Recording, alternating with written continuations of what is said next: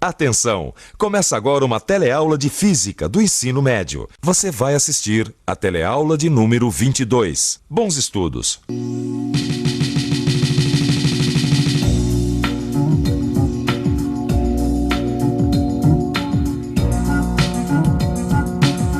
A gente já aprendeu sobre os movimentos com a mecânica. Agora, você vai conhecer os principais conceitos da termodinâmica. E na teleaula de hoje, você vai começar aprendendo o que é temperatura. Vai aprender sobre a dilatação de líquidos e sólidos. E vai conhecer mais sobre o funcionamento do termômetro, suas escalas e unidades. E agora, muita atenção, que a nossa teleaula de hoje está só começando.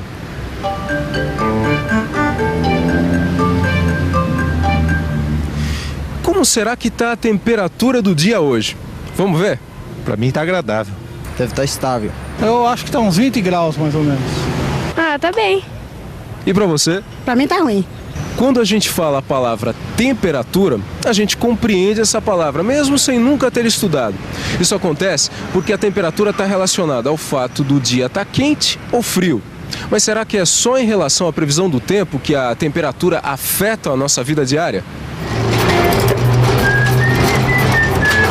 Alô, folga boa, hein? Aí largado enquanto eu trabalho, né? Bonito isso. Ô, Vicente, O que foi? sabe o que é? Acho que eu não tô me sentindo bem hoje, viu? Oh, meu Deus, o que aconteceu, cara? Não sei, eu tô sentindo uma espécie de febre. Acho que é febre. Febre, é. Deixa eu ver. Ó, Gil, eu acho que você não tá com febre não, viu? Eu acho que isso aí é onda. Levanta e vai trabalhar, meu filho. Que onda nada, Vicente. Que negócio de onda, o quê? Quem tá sentindo a febre sou eu. Aqui por dentro tá pelando, rapaz. Sabe o que é pelando? Sabe aquela sensação de tá tudo pelando, tudo Não, quente? eu já entendi, mas... Gil, eu acho que definitivamente você não tá com febre. Não me parece, pelo menos. Mas desde quando o tato é termômetro de temperatura? Desde quando? Eu sempre usei a mão. Ou será que é, hein, gente? Eu não sei. Não sei. A impressão que eu tenho é que a temperatura nesses dois recipientes é a mesma. Certo, então agora coloca as mãos nos recipientes das extremidades. Nossa, quanta diferença!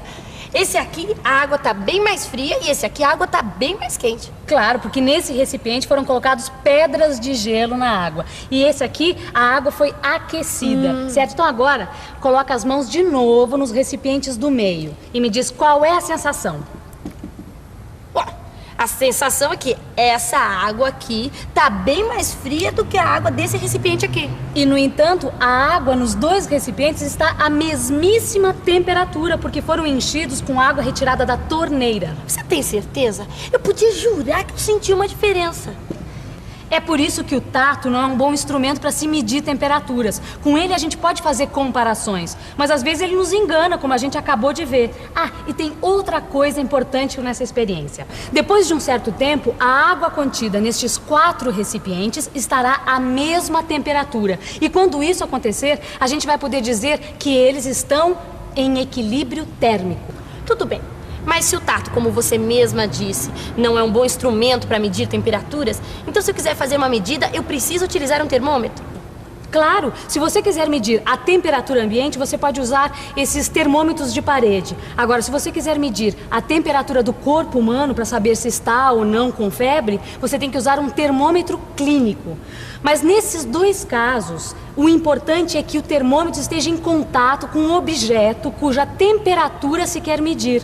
E é preciso esperar alguns minutos para que seja atingido o equilíbrio térmico. Agora eu entendi por que a gente precisa ficar alguns minutinhos com o termômetro debaixo do braço. Os termômetros mais comuns são formados por um tubo de vidro oco, onde é impressa uma escala, chamada de escala termométrica. No seu interior existe um outro tubo, muito fino, chamado tubo capilar. No tubo capilar existe um líquido que no caso do termômetro clínico é o mercúrio e no caso do termômetro de parede é o álcool colorido. A temperatura é obtida medindo-se a altura da coluna de líquido. Isto é feito com a ajuda da escala termométrica. O funcionamento do termômetro se baseia num fenômeno observado nas experiências. Em geral, os objetos aumentam de tamanho quando são aquecidos.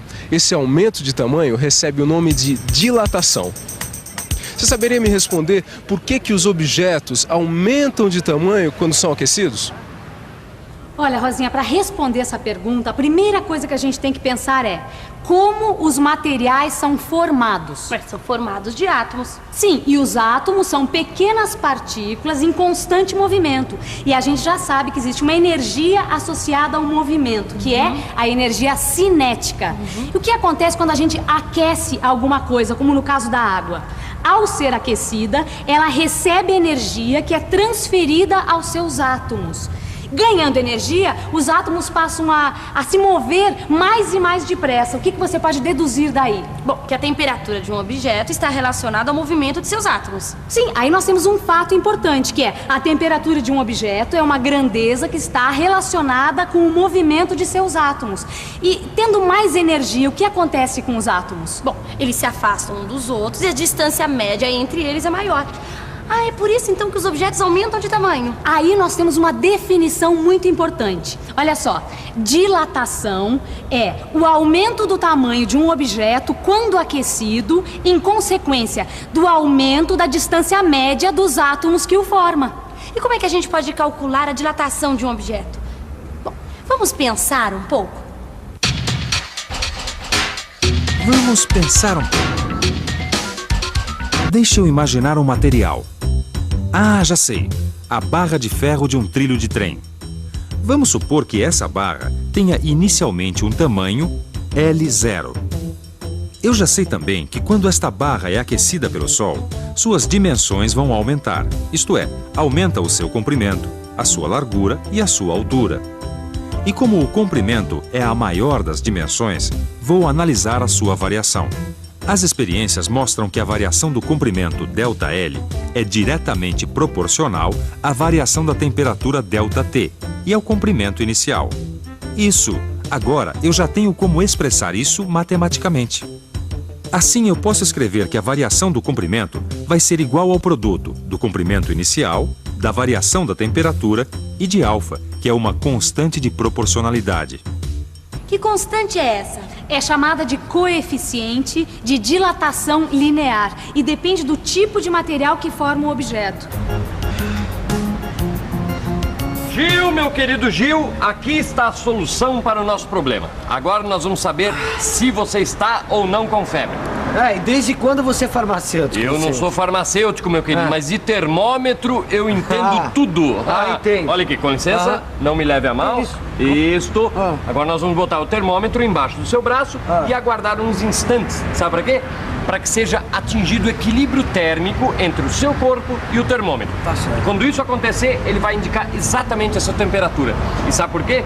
Porque aqui dentro do termômetro, dentro de um pequeno capilar, existe um líquido que vai se dilatar.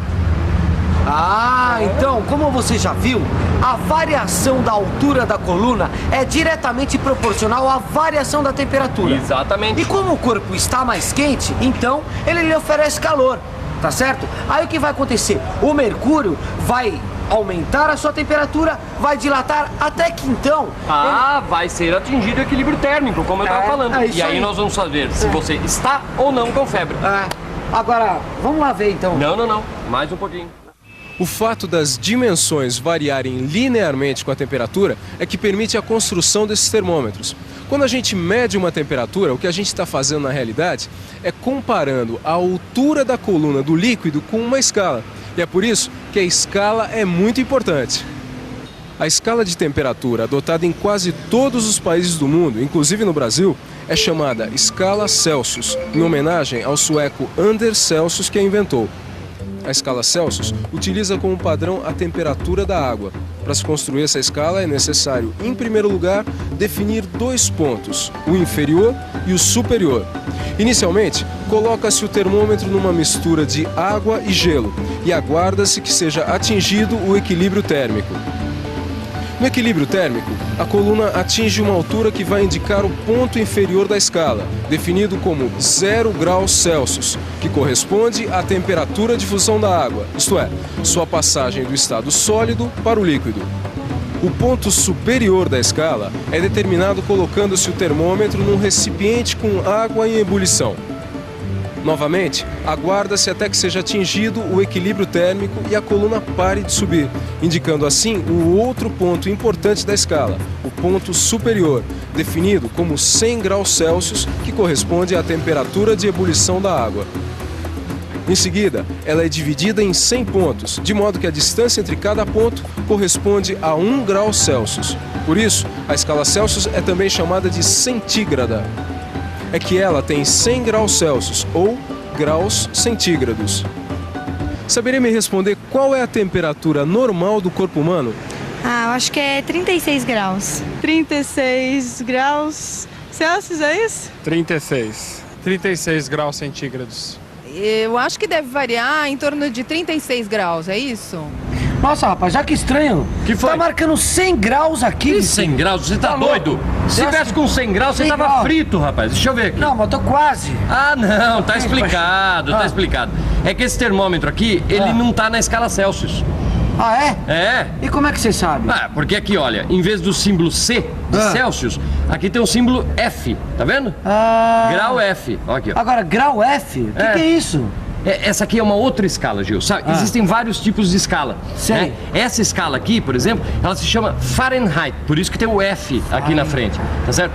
Além dessa, existem outras escalas. A escala absoluta, por exemplo, também é conhecida como escala Kelvin. Aliás, no seu livro, você vai poder ver mais detalhes sobre a escala Kelvin. Mas viu? Agora vem cá. E como é que a gente vai poder descobrir quantos graus eu tô de febre? Quanto eu tenho de febre? Aí é o seguinte.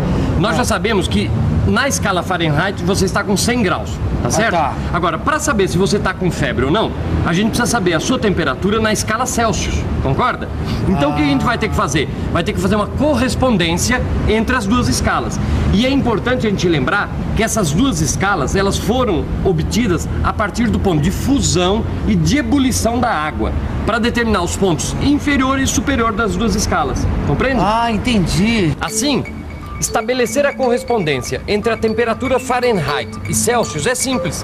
Observe que na escala Fahrenheit a temperatura de fusão da água é 32 graus Fahrenheit, que corresponde a 0 graus na escala Celsius. E a temperatura de ebulição da água é de 212 graus Fahrenheit, que corresponde a 100 graus na escala Celsius. Vamos chamar de TF a temperatura do Gil medida na escala Fahrenheit. Qual será a temperatura Celsius ou TC correspondente? Repare que os segmentos A e A' são proporcionais. O mesmo acontece com B e B'. Assim, nós podemos escrever A está para a linha, assim como B está para B'. Agora, basta substituir os valores de A, A', B e B' para encontrar a expressão que relaciona as temperaturas medidas nessas escalas. Observe que A é igual a TC menos 0, A' é igual a TF menos 32, B é igual a 100 menos 0 e B' é igual a 212 menos 32.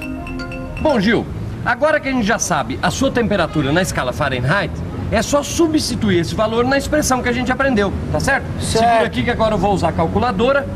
Substituindo aqui, nós vamos chegar à conclusão que você está com 37,8 graus Celsius. Tá aí. Gil, você realmente está com febre. Eu falei, rapaz, que eu tava com febre, tá tudo pelando aqui dentro. Agora tá dando para acreditar. Mas, gente, depois de tanto cálculo, o que tá fervendo é a minha cabeça. O que vocês acham de uma boa revisão para refrescar as ideias? Olha, isso é uma boa. Até lá, hein, gente. Até a próxima. E atenção, se liga aí que é hora da revisão. Na teleaula de hoje, você aprendeu que o nosso tato não é um bom instrumento para se medir temperaturas e que a temperatura de um objeto está associada ao movimento dos seus átomos. Quanto maior for a velocidade dos átomos, maior será a temperatura. Viu também que a dilatação é o aumento das dimensões de um objeto, resultado do aumento de sua temperatura. E que a dilatação de um objeto é diretamente proporcional à variação de sua temperatura.